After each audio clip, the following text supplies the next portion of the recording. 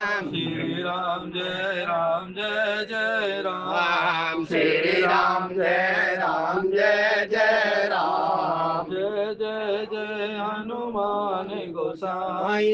जय जय जय हनुमान गोसाई। कृपा करो गुरुदेव की नाई। कृपा करहु गुरुदेव की नाई। जनक सुता जग जननी जानकी। जनक सुता जग जननी जानकी। अतिशय प्रिय करुणा निधान की अतिशय प्रिय करुणा निधान की। ताके जुग पद कमल मनावहु। के जुग पद कमल मनावहु। ताके जुग पद कमल मनावहु।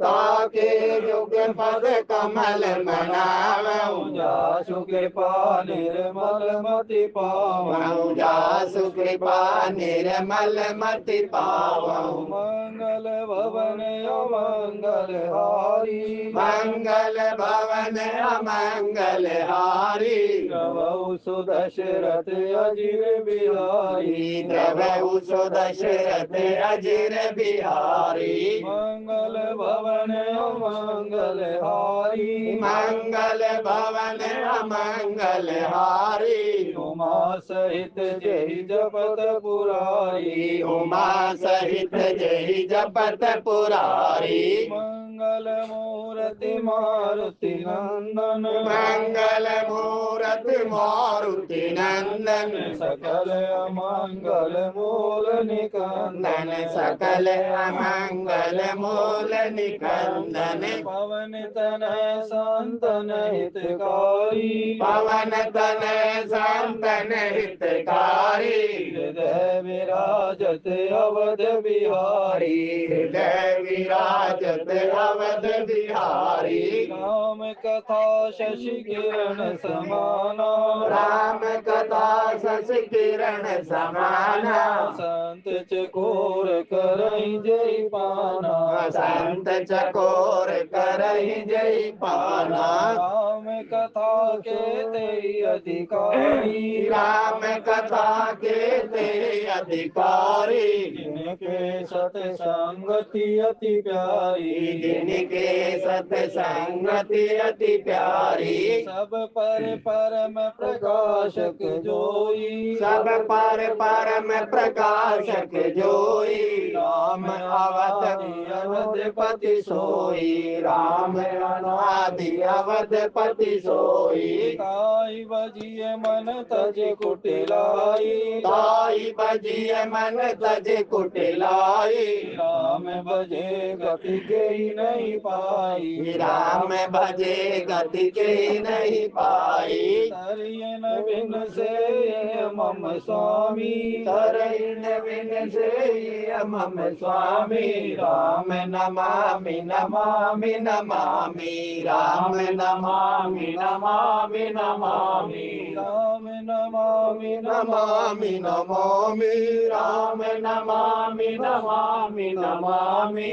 राम नमामि नमामि नमामि। राम नमामि नमामि नमामि। चरण सरोज रज निज मन मुकुर सुधार। वर्णौ रघुवर विमल यश जोदायक फल चार। सियावर रामचंद्र पद जय। शंकर हरि ओम जय जय सिया राम। दीन दीन हिते तुम समान रघुवीर। विचार रघुवंश मणि। हरहु विषम वीर। सियावर राम जय जय राम। मेरे प्रभु राम जय जय राम। अमित गुण सागर थाह कि पावै को। संतन सन जस किछ सुनो। तुम्हें सुनावहु सोई। सियावर रामचंद्र पद जय। शरणम शंकर हरि ओम जय जय सिया राम। रामचंद्र महाराज की जय हो। आप सभी के हृदय में स्थित परम ज्योति स्वरूप परमात्मा श्री राम भक्ति स्वरूप माता जानकी के मेरा प्रणाम। जय श्री राम। जय सिया राम। श्री रामचरितमानस के अंतर्गत द्वितीय सोपान श्री अयोध्या कांड में आप भगवान की दिव्य लीलाओं का श्रवण कर रहे हैं, जिसके अंतर्गत प्रसंग चल रहा है राम राज रस भंग, और उसमें भी राम जी के वनवास का प्रश्न।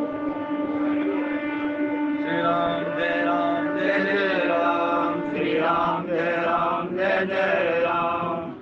अब राम जी के राज रस भंग होने के पश्चात उनके वनवास का प्रसंग है कि राज्य मिलते मिलते वनवास की तरफ गमन कर लेना।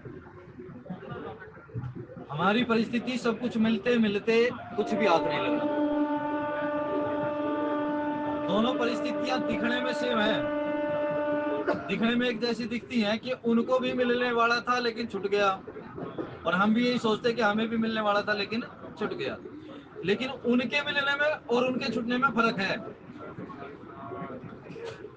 राम राजा हो तो राम राज्य की अवधारणा सत्य हो जाती है, क्योंकि सब ही लोग चाहते हैं राजा राम जानकी रानी, आनंद अवध अवध राजधानी। कि राजा राम हो और रानी जानकी जी हो, और राम राज में कोई भी नहीं को दीन न लक्षण दीना। किसी व्यक्ति में दीनता नहीं रहती। अब दीनता दो प्रकार की होती है। एक जगह तो गोस्वामी जी उत्तरकांड में ही, और दोनों ही जगह गोस्वामी जी ने अपनी बात कही ना, दोनों ही उत्तरकांड में कही। कहा जब राम जी का अभिषेक, जब राम राजा हो गए तो कहते हैं राम के राज्य में कोई दीन नहीं रहा। लेकिन एक जगह कहते हैं मौसम दीन न दीन हित। जबकि गोस्वामी जी एक बात और कहते थे कि मैं अपने मन के लिए कथा सुना रहा हूँ। जब अपने मन के लिए आप कथा सुना रहे हो, फिर आपका मन कैसे कह सकता है कि जब राम राजा हो गए तो मैं दीन रहा महाराज। इस दीनता को विनय पत्रिका में गोस्वामी जी ने दिखाया कि मैं किस प्रकार का दीन हूँ। हम अपने आप को दीन तो मानते जो हमारे पास कुछ नहीं होता, लेकिन गोस्वामी जी कहते हैं महाराज मैं संकोची दीन हूँ, मैं अभावी दीन नहीं हूँ कि किसी चीज का मेरे पास अभाव हो जाए तो मैं अपने आप को दीन कहूँ। मैं संकोची दीन हूँ, मेरे अंदर संकोच है। मौसम दीन न दीन हित। मैंने कहा आप दीन हो तो आपने एक बात तो कह दी, लेकिन राम जी को दीन हित क्यों कह दिया? बोले यदि कोई दास दीन है ना तो उसका स्वामी उसका दीन हितकारी हो सकता है, क्योंकि दास का कोई भी काम उसके लिए नहीं होता, उसकी प्रत्येक क्रिया उसके स्वामी से जुड़ी हुई होती है। उसकी प्रत्येक क्रिया उसके स्वामी से जुड़ी है। यदि मैं दीन हुआ भी, यदि संसार में किसी भी प्रकार से मैं दीनहीन दिखाई देता हूं ना, तो मानो कि मेरे राम का जो करुणा का स्वभाव है ना, कारुण्य आत्म गुण पेश। रामायण में कहा ये कि राम जी का जो स्वभाव है ना, वो कैसा स्वभाव है? राम जी का स्वभाव है कारुण्य आत्मगुण।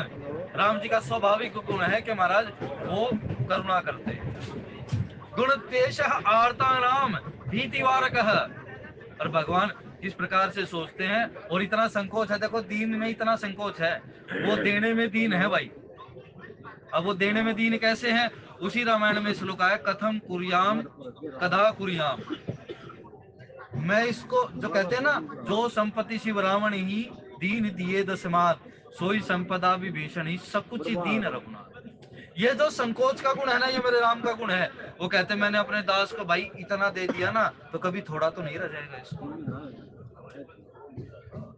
भगत को सोचने की आवश्यकता नहीं कि मुझे थोड़ा मिला है, बल्कि वो परमात्मा स्वयं सोचता है कि मैंने इसको थोड़ा तो नहीं दे दिया।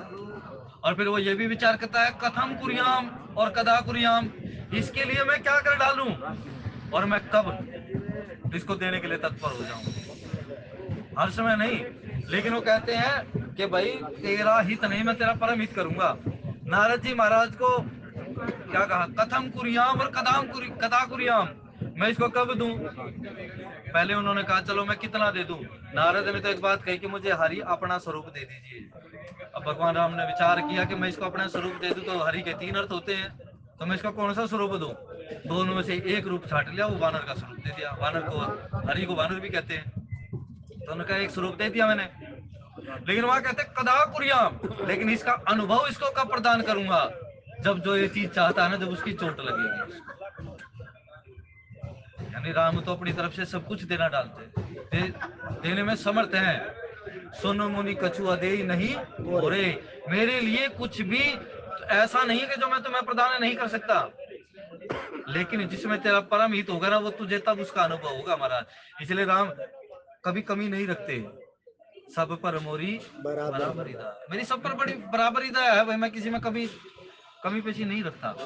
लेकिन फिर उन्होंने कहा महाराज, अब वही राम का जो स्वभाव है ना, कि मैं इसको किस प्रकार से इसका हित कर दूं भाई।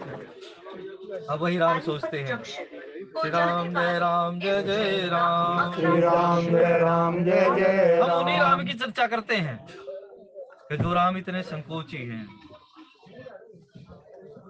इसीलिए जब आप भजन करते हो ना, तो बड़े संकोची बने रहिए कि मेरा भजन पूरा हुआ या नहीं हुआ, मैंने भजन कितना किया है, अभी तो मेरे भजन में कमी रह गई, अभी तो भजन किया ही नहीं मैंने, भजन में प्रवेश ही नहीं हुआ।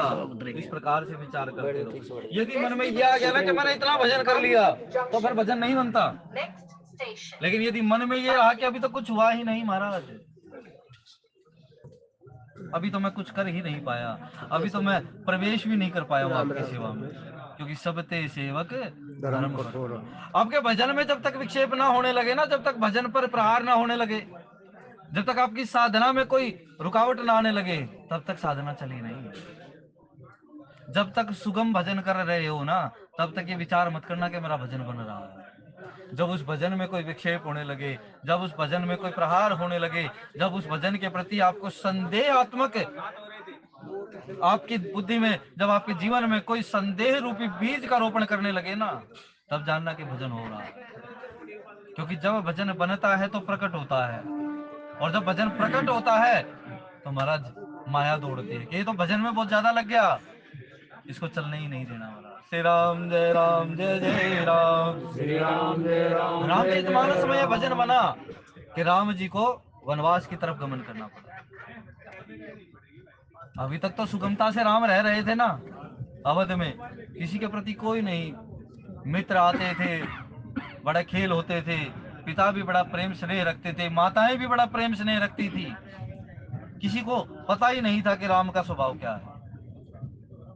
लेकिन अब वो पूर्व चेतना जागृत हुई, और उसकी प्रेरणा मंथरा के रूप, सरस्वती के रूप में मंथरा को उसने प्रेरित किया, और मंथरा ने जाकर वो कार्यशैली जो है क्रियान्वित की कैकेयी के माध्यम से, और उसका परिणाम क्या हुआ कि राम का वनवास। कौन सा कर्म कब जागृत हो जाता है और वो किस प्रकार की कार्यशैली में हमारे सामने प्रकट होता, हम नहीं जानते भाई। इसलिए भजन करते रहिए। राजन जी एक बड़ा सुंदर भजन गाते हैं ना, जो करते रहोगे भजन धीरे धीरे, भजन धीरे धीरे, तो मिल जाएगा वो सजन धीरे धीरे। जो करते रहो, जो भजन धीरे धीरे बनता रहेगा ना, तो धीरे धीरे उसका अनुभव होगा। लेकिन हम क्या सोचते हैं, हम पहली नहीं, हम सीधा ही 10वीं सीढ़ी पर पैर रखने का प्रयास करते हैं। तो अभी तक तो राम का जीवन बड़ा सुगम चल रहा था, लेकिन अब सोचा अगर राम इतनी सुगमता से यहाँ पर रह जाएंगे तो रामचरित्र कैसे प्रकट होगा, और जब रामचरित्र प्रकट नहीं होगा तो रामचरितमानस गाने को कैसे मिलेगी भाई। श्री राम जय जय राम, श्री राम जय राम जय जय राम। भगवान शंकर ने अपने जीवन में छुपा कर रखी, और फिर पूछा प्रकट क्यों नहीं करते हो राम का चरित्र। पूछने वाली कौन है, उनकी स्वयं की पत्नी है। इसलिए पति से कोई बात निकलवा सकती है तो पत्नी निकलवा सकती है भाई। लेकिन कहते हैं जिस घर में पति और पत्नी रात को बैठकर भजन करते हुए सोते हैं ना, वो घर बड़ा दिव्य होता। भगवान शंकर और माता पार्वती, पार्वती विक्षेप नहीं करती, बाट जोती है कि मेरे पति की कब समाधि टूटे, लागी समाधि अखंड अपारा। भगवान शंकर की जब समाधि जगी तो माता पार्वती ने देखा कि हाँ अब जग गए हैं, और फिर बड़ी विनंती की पहले कुछ पूछने से पहले, तुम पुनि राम राम दिन राती, सादर जपहु अनंग राती। महाराज मुझे कुछ विचार कर कहिए ना, दासी मन क्रम वचन तुम्हारी। सीधा ही प्रश्न नहीं कह दिया, पहले तो भगवान शंकर को याद दिलाया कि आप क्या करते रहते हो, अब हमारे यहाँ क्या होता है, हमारे यहाँ तो कमी गिनाई जाती है, लेकिन माता पार्वती भगवान शंकर को उनका स्वभाव बता रही है कि आपका स्वभाव क्या है। आपका स्वभाव है राम का गुणगान करना। और फिर उसके बाद मेरा स्वभाव क्या है, महाराज आप तो भजन करते रहते हो और मैं आपको चातक बनकर देखती रहती हूँ। यह भी बड़ा दिव्य लक्षण है, किसी को भजन करते हुए देखना। दासी मन कर्म वचन तुम्हारी। अरे जो समाधि लगाकर बैठ गया भाई, मन वचन कर्म से उसका क्या रह गया, उसकी कैसी सेवा कर पाओगे। बोले आपके किसी भी कार्य से, बोल से या आपके विचारों से उस पर विक्षेप ना हो, उसकी समाधि पर कोई प्रहार ना हो। तो कहते कि महादेव दासी मन क्रम वचन तुम्हारे। बोले क्या पूछना चाहती हो। अब मैं पूछना चाहती हूँ कि वो भगवान कौन है। जगत तो आपको शंकर जगत बंदे जगदीशा। महाराज आपको सब लोग ईश्वर कहते हैं, लेकिन आप अस कही चले मनोज न सामन। एक बार त्रेता जुग माही, शंभु गए कुंभज ऋषि पाही। संग सती जग जननी भवानी, पूजे ऋषि अखिलेश्वर जानी। और जब वहां से आ रहे थे तो भगवान शंकर ने राम जी की लीलाएं देखी और उन्हें मन ही प्रणाम किया। संदेह हो गया कि महाराज कौन। अब पार्वती कहती है मैं पूर्व चरित्र में देख चुकी हूँ कि आपने प्रणाम किया था, उसका फल तो मैं भुगत चुकी हूँ, लेकिन अब महाराज वो जो फल था ना, फल का स्वाद तो ले चुके, लेकिन उस फल के मूल में जो था ना वो नहीं समझ पाई हूँ अभी तक। अब देखो कितना समय बीत गया केवल किसके लिए। हम क्या करते, फल लिया और उसको खाकर उसका स्वाद ले लिया, लेकिन उसकी प्रक्रिया पर ध्यान नहीं देते।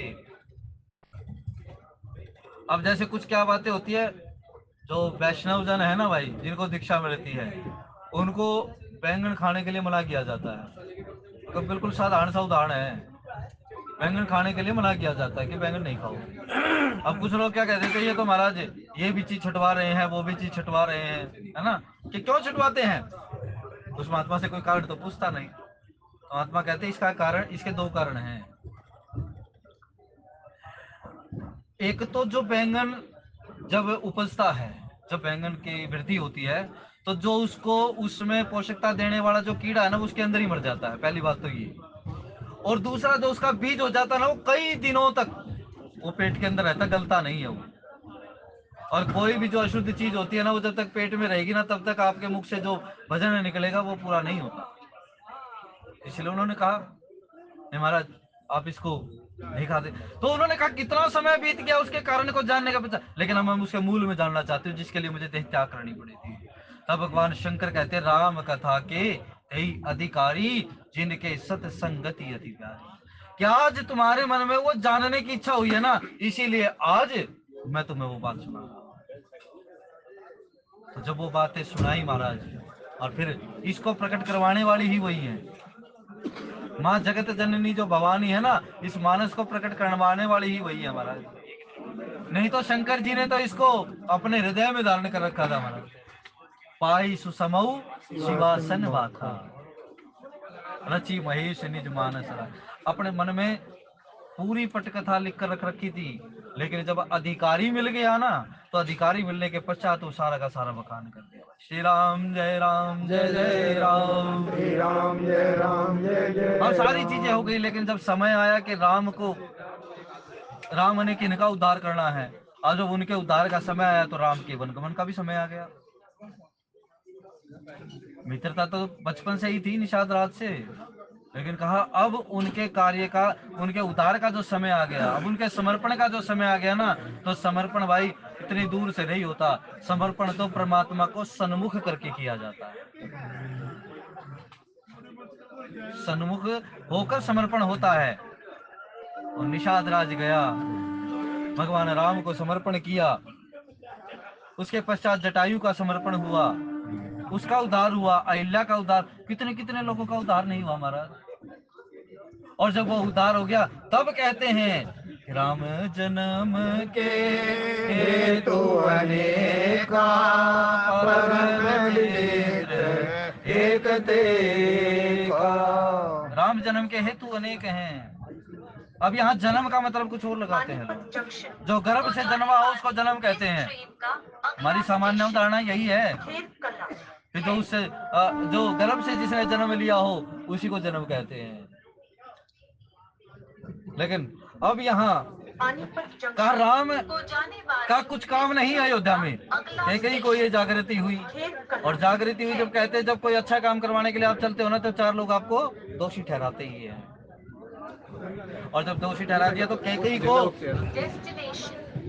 श्री राम जय राम जय जय राम, श्री राम जय राम जय जय श्री राम, राम जय राम जय जय राम, श्री राम जय राम जय जय राम, श्री राम जय राम जय जय राम, श्री राम जय राम जय जय राम। जो कैकेयी माता की जो सुहृद थी, जो कुल की बडेरी थी, उस समाज में कैकेयी माता के साथ जो जुड़ने वाली जो वृद्धाएं थी, हम क्या करते हैं, हम अपने बड़ों को छोड़ देते हैं, हम उनके पास बैठना नहीं चाहते। निषाद राज ने जब कहा ना कि भरत सेना लेकर आया है तो मैं राम के लिए लड़ जाऊंगा, उससे अपने प्राणों का त्याग कर दूंगा, और किसी को छींक आ गई। अब कुछ लोग क्या कहेंगे कि भाई छींक तो बड़ी बुरी होती है जब कोई काम करने चले, लेकिन वहां एक वृद्ध खड़ा था, उसने कहा ये छींक जिस दिशा में आई है, जिस प्रकार से आई है ना, वो छींक अशुभ नहीं, वो शुभ ही है। तब उन्होंने कहा आपकी बात भी मानकर देख लेते हैं। और वृद्ध का जो अनुभव था उसने बताया कि यहाँ अशुभ कुछ नहीं होने वाला, मुझे नहीं लगता कि अशुभ होगा। और निषाद गया तो महाराज भरत जी का प्रेम देखकर उनके गले लिपट गया। इसीलिए अपने से जो बड़े लोग होते हैं ना उनके पास बैठना चाहिए भाई, कुछ ना कुछ सीखने को मिलता ही है, कोई हमारे से कितना भी बड़ा हो। क्योंकि अनुभव क्या चाहता है, अनुभव पात्र चाहता है, सम्मान नहीं चाहता अनुभव, अनुभव जो है वो पात्र चाहता है। जब फल पक जाता है ना तो वो डाली पर किसी की तोड़ने की प्रतीक्षा नहीं करता, वो खुद ही टूट जाता है। लेकिन यदि कोई नीचे उसको फल पके हुए को देखकर यह अंदाजा लगा ले कि ये फल किस समय टूटेगा, और वो अपनी अंजलि नीचे कर ले तो फल उसकी अंजलि में आ जाता है। लेकिन यदि नहीं करे तो हमारा जो फल धरा पर पड़कर टूट जाता है। इसलिए अनुभव पात्र चाहता है, आपसे जो बड़े हैं, हमारे जो वृद्ध हैं, उनके पास कुछ समय बैठने का प्रयास किया करें। तो वो वृद्धाएं आज कैकेयी को समझाती हैं, विप्र वधु कुल मान्य जठेरी, जे प्रिय परम कैकेयी केरी, लगी देन सिख शील सराही, वचन बान सम लाग हिताही। अब कैकेयी ने कितनी कुटिलता की कि राम को वनवास दे दिया, राम के लिए अशुभ किया। लेकिन वो जो वृद्धाएं हैं ना, वो उसको ये नहीं कहती तूने ऐसा ऐसा कर दिया, पहले उसके शील की सराहना करती हैं कि तू तो राम को भरत से भी ज्यादा मानती थी, कैकेयी ने तो कभी प्रेम दिखाया ही नहीं जितना प्रेम तू दिखाती थी, तेरे तेरे महल में राम जी का कितना निवास होता था। तो बड़ी उसके शील की सराहना करते हैं, अनेकों प्रकार से उसको बता। लेकिन कहते अपनी सराहना सुनकर भी कैकेयी के मन में क्षोभ उत्पन्न हो जाता है, उसको अच्छा नहीं लगता, उसको तीर के समान लगती हैं ये बातें। और कहते भरत ने मोहि प्रिय राम समाना, सदा कहूं यह सब जग जाना। तो ये बात कहती थी कि मुझे भरत के समान भरत के समान कोई प्रिय, राम के समान भरत भी प्रिय नहीं है, मेरा पुत्र जो है वो भी मुझे राम के समान प्रिय नहीं है। और वास्तव में तो राम के समान कोई प्रिय हो ही नहीं सकता भाई,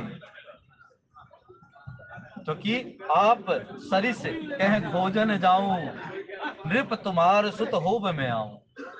भगवान कहते हैं मनु को, हे राजन, मैं अपने समान पुत्र कहाँ खोजने जाऊं, मेरे समान तो केवल मैं ही हूं भाई। इसीलिए इस गीता की इस बात को पकड़ो कि ममेव वंशो जीव लोके, जीव भूत सनातन, ये जीव मेरा ही तो अंश है ना। और जब आप उसके अंश हो तो ईश्वर अंश, जीव अविनाशी, चेतन अमल सहज सुख राशि।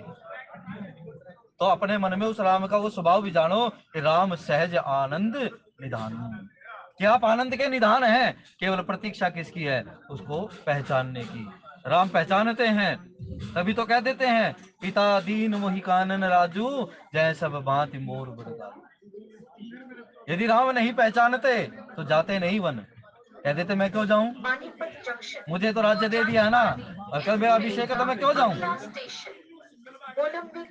और दशरथ जी की इस बात को भी मान लेते कि अरे राजा भ्रष्ट हो जाए तो युवराज को चाहिए कि उसे बंदी बना ले।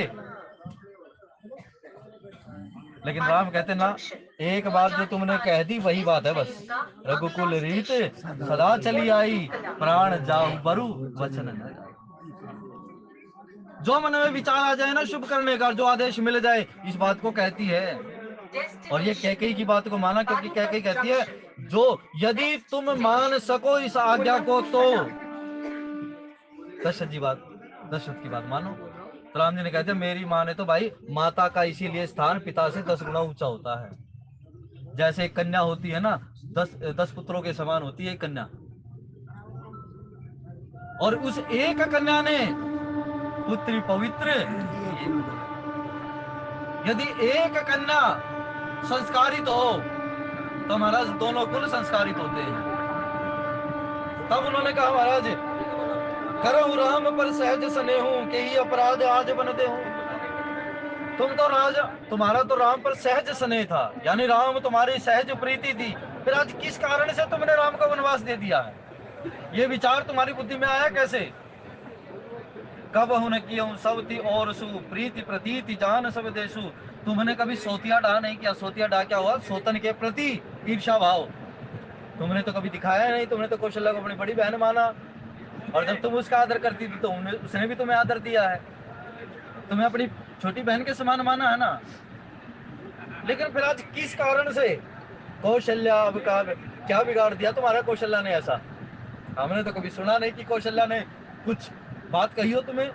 तुम जे हिला की वज्र पुरदा, बात कहती है। देखिए बड़ों की बातों में कितना अर्थ छुपा है कि कौशल्या ने तुम्हारा क्या बिगाड़ दिया कि जो तुम पूरे राज्य पर वज्र का प्रहार कर रही हो। यानी अगर कौशल्या ने कुछ किया हो, अब यहाँ कड़ी जोड़कर चलिए, कौशल्या कुछ करेगी तो कौशल्या के से प्रकट कौन हुआ है? बंधम कौशल्या दिशि प्राची, कीर्ति जासु सकल जगमाची। प्राची का मतलब होता है पूर्व दिशा। कौशल्या को पूर्व दिशा कहा गया। पूर्व दिशा से उदित होता है सूर्य। केवल आप दिशा को पहचाने तो आप उसका प्रभाव जान सकते हो। पूर्व दिशा से उदित हुआ सूर्य, सूर्य के द्वारा प्रदत्त जो प्रकाश है, और उस प्रकाश से प्रकाशित होने वाला जो संसार है, यानी एक केवल कौशल्या को, यदि कौशल्या कुछ ऐसा काम करती है, कोई विपरीत भाव करती है, तो राम की भी बात बिगड़ेगी और पूरी प्रजा की भी बात बिगड़ेगी। क्योंकि दशरथ कह देते हैं कि राम किसको प्रिय नहीं है भाई संसार में, केवल एक राम ही तो। इसलिए राम का अर्थ जानना चाहिए। राम क्या है? राम कोई दशरथ का पुत्र नहीं है। राम का अर्थ, राम में 6 अक्षर हैं, लेकिन ना उन 6 अक्षरों में क्या क्या चीजें छुपी हुई है महाराज। इसलिए उन षड ऐश्वर्यों में जो है ना, वो पूरी की पूरी प्रजा आ जाती है, पूरे भाव आ जाते हैं। फिर उन्होंने कहा सिय की पिय संग परिहरहि, लखन की रहहि धाम, राजू की भुंजब भरतपुर, नृप की जियहि बिनु राम। अब यहाँ चारों बातें कहती। सिय की पिय सिंह परिहरि, अब जानकी जी की बात सुनिए। जो पत्नी अपने पति को ये बात कह देती है, पति कहता है तुम यही रहो, सास ससुर की सेवा करो, इसी में मुझे संतोष होगा। लेकिन वो पत्नी क्या कहती है महाराज? उस बात का उल्टा उत्तर नहीं देती जानकी जी। उदाहरण देखिए कहां से देती है। अरे महाराज, जो नदी होती है, क्या वो नदी की शोभा जल के बिना हो सकती है? नहीं हो सकती ना। तो ऐसे ही नाथ पुरुष बिनु नारी, ऐसे ही पति के बिना पत्नी होती है, ऐसे ही पुरुष के बिना नारी होती है। तो जब महाराज वो पुरुष और प्रकृति, गीता प्रेस से साधनांक छपा था, उसमें पुरुष और प्रकृति का समन्वय बताया गया। तो उन्होंने कहा महाराज जब वो दोनों पुरुष और प्रकृति का स्वरूप आपका ही तो है, तो मैं आपसे अलग कैसे रह सकती हूँ? गिरा अर्थ जल बीच सम, कहियत भिन्न भिन्न, बंदौ सीता राम पद, जिनहि परम प्रिय खिन्न, सियावर राम जय जय राम। तो वो बड़ेरी कहती हैं, हे कैकेयी विचार तो करो, क्या जानकी जो है वो राम के बिना रह पाएगी? क्या पत्नी पति के बिना रह सकती है? तो इस बात को विचार करो। जब जानकी जी को विदा किया उनकी माता ने, तो कहा पति मुख रुख लखी आयस अनुसरे हूँ, और सास ससुर गुरु सेवा करो। पति के मुख के रुख को देख कर ही उसकी आज्ञा का पालन करना, और सास ससुर की सेवा करना। जब माता ने ये शिक्षा दी, तो पिता ने क्या कहा? पुत्री पवित्र की। इसीलिए भाई माता संतान को सुधारती है। और यहाँ आज लोग क्या करे, तू ऐसी माता होगी, तूने तो अपने पुत्र को ही वनवास भेज दिया। पाप नहीं कहा यहाँ पर। और पापी लोग कौन होते हैं? 6 लोगों को पापी कहा महाराज। आताताई जिसको कहते हैं, आगे पापनी शब्द भी आता है यहाँ क्या कहीं के लिए। पापी लोग कौन होते हैं? अग्निदा, अग्नि यानी आग लगाने वाला, गर्दश्च, अग्निदा गर्दश्च, और शास्त्र पाणिर धनापह, क्षेत्र दारा हरश्च व षडेते आतताई।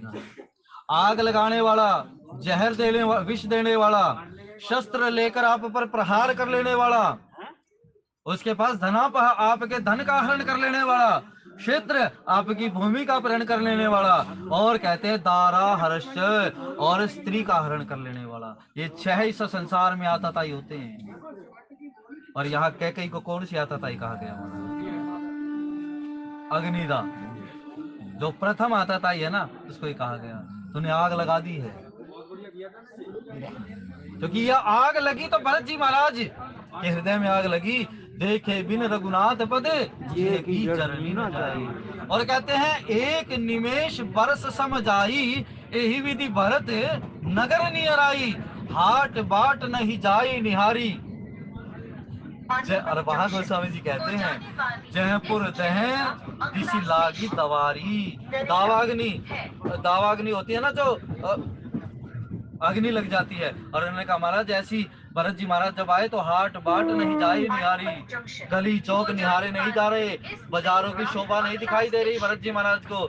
जयपुर दह दिशी, ऐसी अयोध्या लगती है कि महाराज जैसे मानो 10 दिशाओं में आग लग गई। केवल एक ही इस हट के कारण।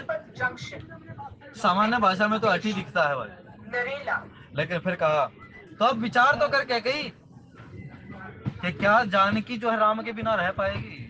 क्या ये विचार कर भी सकती है? क्योंकि तूने जब विवाह हुआ तो इनको कनक भवन भेंट किया था, और कनक भवन में तुमने भेंट देते हुए क्या कहा था अपने पुत्र वधु को कि इसमें मेरे राम के संग निवास करना। तूने तो वरदान भी मांगा भगवान से, यदि मुझे अगला जन्म मिले, मुझे पुत्र मिले तो सिए हो राम, सिए राम पूत पुतोहु, मुझे राम जैसा पुत्र प्राप्त हो और जानकी जैसी पुत्र वधु प्राप्त हो। तो तू सोच, जिन पुत्रों के लिए तू इतना कोमल स्वभाव रखती थी, क्या वो जानकी उस तरह पुत्र से दूर रह पाएगी? लखन की रहे यही धाम, क्या जो लक्ष्मण है वो इस अयोध्या में रह पाएगा? लक्ष्मण जी तो नहीं रहेंगे महाराज। लक्ष्मण जी तो कह देते हैं मोरे सबई एक तुम स्वामी, दीन बंधु रे अंतर्यामी। ये सारी बातें आगे होंगी। संकेत में वो बड़ेरी कह रही हैं, क्योंकि उन्होंने देखा है ना बालकों को खेलते हुए कि जानकी और राम का संबंध कैसा है, कितना दिव्य प्रेम है उनके बीच में। लक्ष्मण जी अपने भाई पर जान छिड़कते हैं और फिर कहते हैं राज की पुंजब भरतपुर, और फिर कहते हैं कि भरत जी महाराज जो हैं, क्या वो राम को वनवास दिए जाने के पश्चात इस राज्य का उपभोग कर पाएंगे? वो नहीं कर पाएंगे, क्योंकि भरत राम ही की अनुहारी, सहसा लख न सकहि नर नारी। भरत तो स्वयं ही राम का स्वरूप है। जब राम मर्यादा का उल्लंघन नहीं कर सकते तो भरत मर्यादा का उल्लंघन कैसे कर देंगे? और फिर कहा नृप की जियहि बिनु राम, मणि बिनु फणी जीवी, जल बिनु मीरा, मम जीवन तिमिर तुम ही अधीरा। अरे विचार तो कर, जो दशरथ ये बात कह देते हैं कि जिस प्रकार से सर्प अपनी मणि को त्याग करने के पश्चात अपने देह का त्याग कर देता है, ऐसे ही मेरा जीवन हो, तो क्या वो दशरथ जी महाराज अपने जीवन को रख पाएंगे? राम के वनवास जाने के पश्चात उनका जीवन कैसा होगा? क्या तू इस बात को रख पाएगी? लेकिन कैकेयी कहती है मुझे इतनी सिखाने की आवश्यकता नहीं है, क्योंकि मेरी गुरु मेरे को पहले ही सिखा चुकी है, पहले ही मंत्रा कह चुकी है। हो सकता है तुझे पुत्र का वियोग हो जाए, हो सकता है तुझे वैधव्य धारण करना पड़ जाए, लेकिन कैकेयी क्या कह देती है, तू यदि कहे तो मैं कुएं में भी पड़ जाऊं। संबंधों की क्या बात है, मैं तो अपना जीवन भी नष्ट कर दूं। इसीलिए ऐसे लोगों का संग करना चाहिए जो आपको उत्तम शिक्षा दे, जो आपको उत्तम मार्ग बताएं। और यही ये संग का दोष है महाराज, केवल एक संग का। लेकिन संग के दोष में भी कुछ किरण रहती है। जैसे आप कोई मान लीजिए बड़ा सा डिब्बा हो और उस बड़े से डिब्बे को बंद कर दीजिए और सूर्य के प्रकाश में रख दीजिए, तो आप तो आश्वस्त हो जाएंगे कि भाई इसमें प्रकाश नहीं जा रहा। लेकिन क्या उस डब्बे में पूर्ण अंधेरा हो जाता है? कभी नहीं हो सकता, क्योंकि बाहर से तो वो चारों दिशाएं उसकी प्रकाशित आई ना। तो वो जो प्रतिबिंब पड़ता है ना महाराज, वो अंदर से प्रकाशित करता है। इसीलिए यदि तू अपने मन की कुटिलता से सारे रास्ते बांध भी ले, तो भी तू राम के उस ऐश्वर्य को प्रकट होने से रोक नहीं सकती। कहते ये बातें बडेरियों ने समझाई, उन अनुभवियों ने समझाई, लेकिन कह कही कहती है मैं नहीं। अब कह देते हैं ना, जैसे रावण ने ठान लिया भाई जो भगवान तलीन अवतारा, यदि उस भगवान ने इस धराधाम के पापों की निवृत्ति करने के लिए यदि अवतार धारण किया है, तो मैं जबरदस्ती उनके साथ वैर करूंगा। बोले भाई कैसी मूर्खतापूर्ण बातें कर रहे हो, तुम तो ज्ञानी बड़े हो। बोले यही ज्ञान तो आड़े आता है ना, इसी ज्ञान ने तो मुझे ये ज्ञान करवा दिया। वो यही भजन न तामस। बोले यही ज्ञान तुम जो कह रहे हो मैं ज्ञानी हूं, इसी ज्ञान ने तो ये बात बताई है कि तेरी देह तामसिक है, तू तामसिक देह में भजन नहीं कर सकता। तो बोले इसका अर्थ क्या हो? तो बोले मैंने सारे शास्त्र खंगाल लिए। फिर कहा, भगवान ने कहा आवे सब है शरण तक की भूमि, मेरी शरण में आ जाओ भाई, किसी भी प्रकार से आ जाओ। सर्वधर्मान परित्यज्य माम एकम शरणम व्रज, मेरी शरण में आ जाओ। शर्त यही है, भाव किस कोई भी हुआ। तो कहा मैं तो एक भाव से आता हूं। फिर विचार कर, क्या भरत रह पाएंगे? क्या वो राज कर पाएंगे? और क्या राजा अपनी देह को धारण कर पाएंगे? कभी नहीं कर पाएंगे। अस विचार उड़ छाड़हु को, इतना सारा विचार कर ले, और इतना विचार कर कर ये देख कि तेरा क्रोध छुटने का क्या उपाय हो सकता है। जो तूने व्यर्थ क्रोध अपने जीवन में धारण कर रखा है ना, क्रोध क्या करता है? क्रोधात बुद्धि विनश्यति। ये जो क्रोध होता है ना, ये बुद्धि का नाश कर देता है।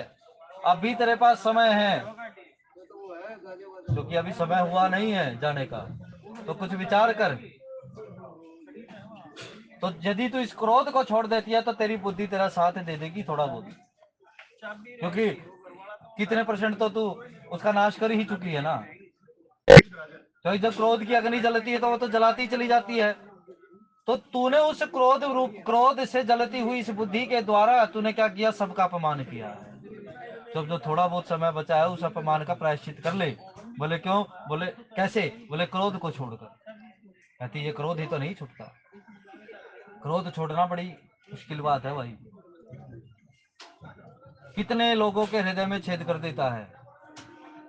एक पिता ने अपने पुत्र को बड़ी अच्छी तरह समझाया कि तू क्रोध करता है ना, जब तुझे क्रोध आए तो सामने पेड़ दिख रहा है ना, इसमें एक कील गाड़ दिया कर।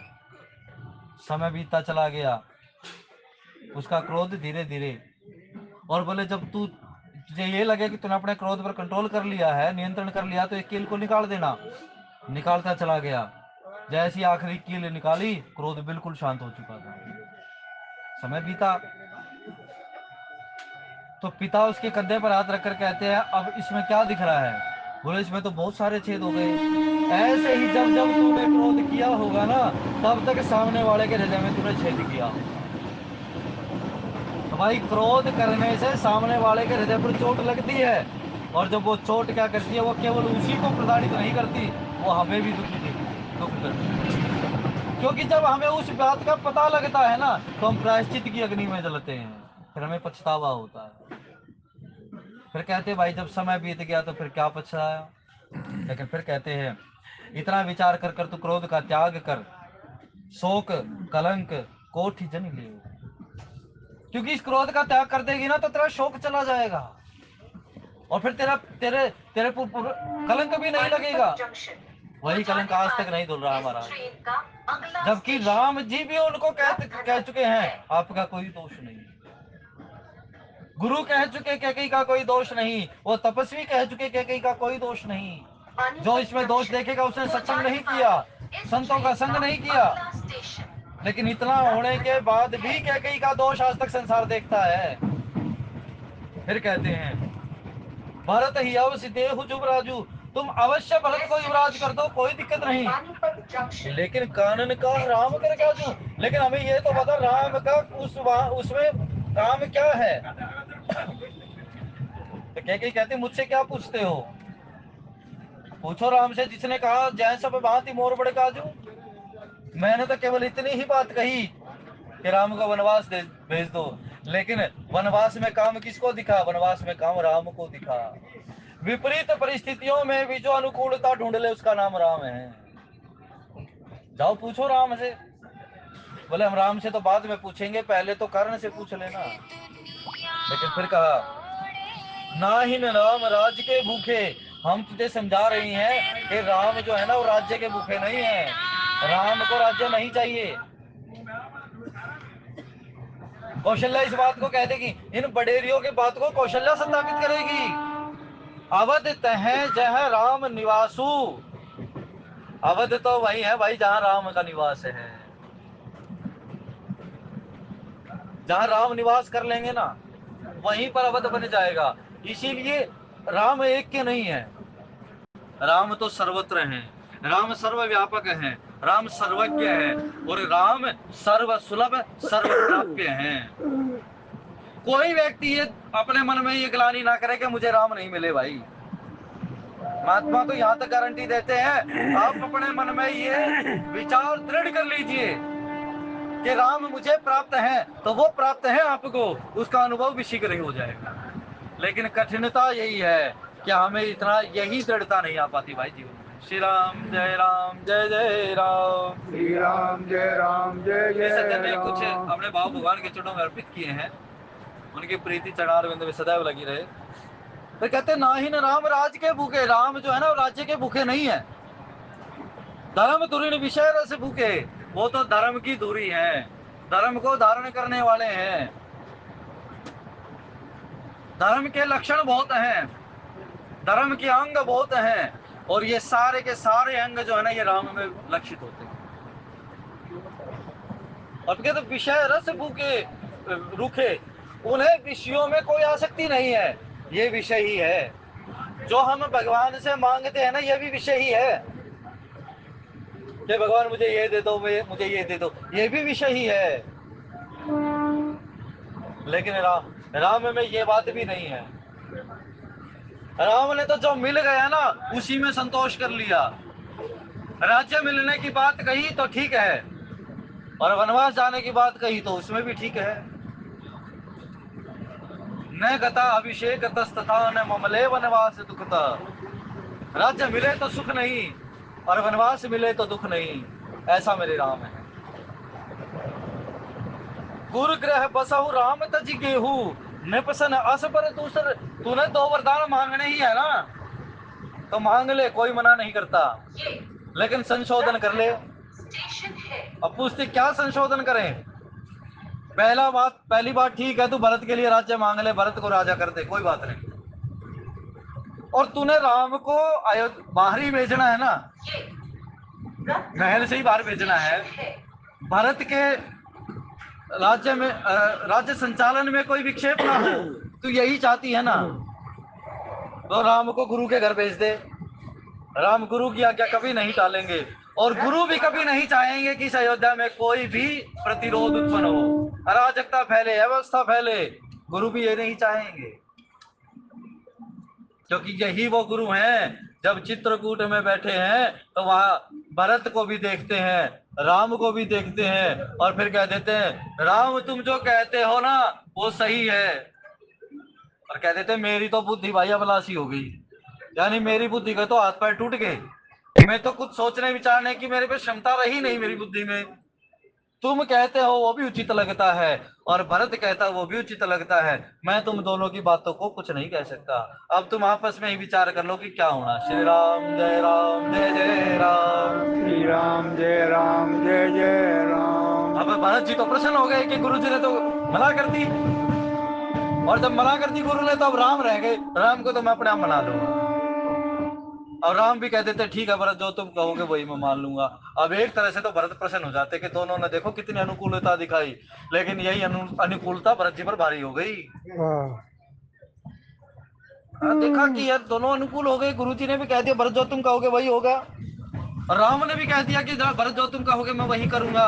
लेकिन फिर बात कह दी थी ना, सिर धरे जाऊं उचित सौरा। भाई वहां भरत जी कहते मेरे स्वामी को संकोच हो जाए मैं ये तो नहीं चाहूंगा। और राम तो बार बार कह चुके कि पिता की बात रखनी है, बहुत बार कहा। फिर भरत जी महाराज आखिर में क्या कह देते हैं, महाराज कुछ अवलंब दे दीजिए। तो राम जी ने उन्हें चरण पादुकाएं उतार कर दी और सादर भरत शीश धर लीनी। भरत जी महाराज ने उनको शीश पर धारण कर लिया। क्योंकि आप किसी के चरणों की वंदना करते हो ना, तो आप उसकी ही वंदना करते हो। तब कहा तुम्हें दूसरा ही वरदान मांगना है ना, तो राम को बाहर भेजना ही चाहती है, तो तू इतना मांग ले कि वो राम गुरु के घर में रहे, ना तुझे दिखेंगे ना विक्षेप होगा, तेरी बात भी पूरी हो जाएगी, भरत पर भी आक्रमण नहीं करेंगे, और जो गुरु के घर में सारे सन्यासी हैं कोई राजा तो होगा नहीं, तो वो राजाओं की सहायता भी नहीं लेंगे। यही तेरे मन में विचार है ना कि कभी वो बाहर जाकर राजाओं के साथ संधि ना कर ले और फिर भरत पर आक्रमण ना कर दे, तो गुरु के घर में तो कभी ये करेंगे ही नहीं, क्योंकि गुरु के पास रहेंगे तो गुरु की सेवा शुश्रूषा में रहेंगे, उसकी सेवा से अवसर ही नहीं मिलेगा उन्हें। फिर कहा जो नहीं लगी हूं करे हमारे, और नहीं लाग ही कछु हाथ तुम, यदि तुम हमारे कहने पर नहीं चलोगी ना। अब यहाँ सीधी सीधी उनको चेतावनी देते हैं, वो सारी जो बुजुर्ग है ना, वो वृद्धाएं हैं, वो चेतावनी देती है कैकेयी को, कैकेयी यदि तूने अनुभव का आदर नहीं किया तो फिर तुझे तेरे हाथ कुछ नहीं लगे, ना माया मिली ना राम। संसार में जो तेरा सम्मान हो रहा है, जो तेरा आदर हो रहा है ना, वो भी जाता रहेगा। अभी तक भीड़ दिखती है तेरे भवन में, भोजन यही होता है, कथा यही होती है, हास परिहास यही होता है, संगोष्ठी यही होती है, सब कुछ यही है, शयन राजा का यही है, लेकिन आगे ये सब कुछ छूट जाएगा, क्योंकि मात्र एक राम के जाने से। और फिर दूसरी बात, ना तेरा लोक रहेगा ना तेरा परलोक रहेगा, संसार से भी सम्मान जाएगा, और राम को वनवास भेजने से तीनों लोकों में तेरे पर दोष होगा। जो परिहास कीनी कछु होई, यदि तू हास परिहास कर रही है ना, यदि मजाक कर रही है, तो इस बात को कह दे अब भी समय है तेरे पास, कि मैंने तो ये बात मजाक में कही थी, मैंने तो ये प्रयास किया था। क्योंकि कई बार कहते हैं ना, कुछ काम होने वाला हो तो उससे पहले कुछ चुटकी ली जाती है, तो ये कह दियो कि मैं तो चुटकी ले रही थी, कि अवध देख रही थी कि अवध मेरे राम के प्रति कैसे, तो भी बात समझ जाएगी। इतनी बातें भी कह दी महाराज, कह दियो कुछ, हालांकि एक दो बातें तो कहेंगे, लेकिन इतनी बात नहीं होगी जो तुझे उम्र भर मिलेंगी। तो कहीं प्रकट जनाब सोई, तो सबको ये बात प्रकट होकर कहते, राम सरिस सुत कानंज। अरे तू विचार तो कर कि राम क्या, राम जैसा पुत्र वनवास जाने योग्य है, वन में भेजने योग्य है? आज ये वृद्धाएं कह रही हैं, और जब राम वन को चले जाएंगे तो वहां वन देवियां कहेंगी, वो वन के वासी कहेंगे, अरे कैसे माता पिता है इतने सुकोमल बालकों को जो इतने कोमल द्रव्यों का उपभोग करने के लिए अवतरित हुआ, उनको वन में भेज दिया, वन की कठोरता में भेज दिया, ऐसा उस पर आक्षेप लगाएंगे। कहा कही सुनी तुम कह लोग जब इस बात को सुनेंगे तो वे क्या कहेंगे, विचार तो कर। लेकिन कहती हूँ मैंने तो राम का काम करने की ठान लिया, तो मुझे यश अपयश से कुछ लेना देना नहीं। ये तो अपने मन में विचार कर रही है ना, क्योंकि यदि प्रकट होकर ये बात कहती कि मैं राम का काज कर रही हूँ तो लीला प्रकट हो जाती, लेकिन कहती है ना मेरे पुत्र के साथ मेरी बात है, तो मैं अब ये प्रकट नहीं कहूंगी। उठो बेगी सोई करो उपाय, उठो और शीघ्रता से वो काम करो, जय विधि शोक कलंक नसाई, जिस उपाय के करने से ये शोक भी चला जाए, ये दुख चला जाए, और ये कलंक भी मिट जाए। जय बात शोक कलंक जाय उपाय करि कुल पालहि, हटि फेर राम ही जात बन जनि बात दूसरी चालहि। जिमि भानु बिनु तिनु प्राण बिनु तनु चंद बिनु जिमि जामिनी, तिमि अवध तुलसीदास प्रभु बिनु समझि धौ जिय राम। जिस तरह शोक मिट जाए, कलंक चला जाए। और फिर कहते हैं उस उपाय को कर और अपने कुल की रक्षा कर। कृष्ण भी धृतराष्ट्र को यही कहते हैं, आपका अंतिम समय आ गया, अपने कुल को बांधिए, अपने कुल को एकत्र कीजिए। बड़ों का काम यही है कि वो अनुभव का उपयोग करते हुए अपने कुल को एकत्र करने का प्रयास करें। हटि फेर राम ही, हट को छोड़ और राम को वापस बुला। जात बन जति बात दूसरे चाल नहीं। और महाराज कहते हैं कोई दूसरी बात कह दे, यानी कुछ बात और बनाकर कह दे ताकि ये बात समझ जाए। जिमि भानु बिनु तिनु प्राण, जिस प्रकार कहते हैं ना सूर्य के बिना दिन नहीं होता, और जैसे प्राण बिनु चंद बिनु, और चांद के बिना रात शोभा नहीं पाती। सूर्य के बिना जिस प्रकार से दिन शोभा नहीं पाता, चंद्र के बिना रात शोभा नहीं पाती, ऐसे ही राम के बिना ये अवध शोभा नहीं पाए। तिमि अवध तुलसीदास प्रभु बिन समझी दो जी राम। ऐसे तुलसीदास जी कहते राम के बिना कोई शोभा नहीं होगी। सखिन सिखावन दीन, सुनत मधुर परिणाम हित, तेई कछुकान न कीन, कुटिल प्रबोधि कुबरी। सखियों के द्वारा सारी बातें बताई जा रही हैं, समझाई जा रही हैं, लेकिन कैकेयी के कान पर जो नहीं रेंगी थी। क्यों? क्योंकि वो कुटिल प्रबोध यानी कुटिलता का रूप धारण किए हुए गुरु मंथरा ने इतनी कुटिलता उसके अंदर भर रखी है कि उसको अपने हित की बात सुझाती ही नहीं है। इसलिए भगवान के प्रति यदि चलना चाहिए तो कुटिल भाव को छोड़कर चलना चाहिए भाई। आज की कथा के भाव भगवान शंकर, माँ पार्वती, हनुमान जी महाराज और सतगुरुदेव महाराज के चरणों में समर्पित करते हुए त्रुटि के लिए क्षमा, वाणी को विश्राम। बोली जय सिया राम।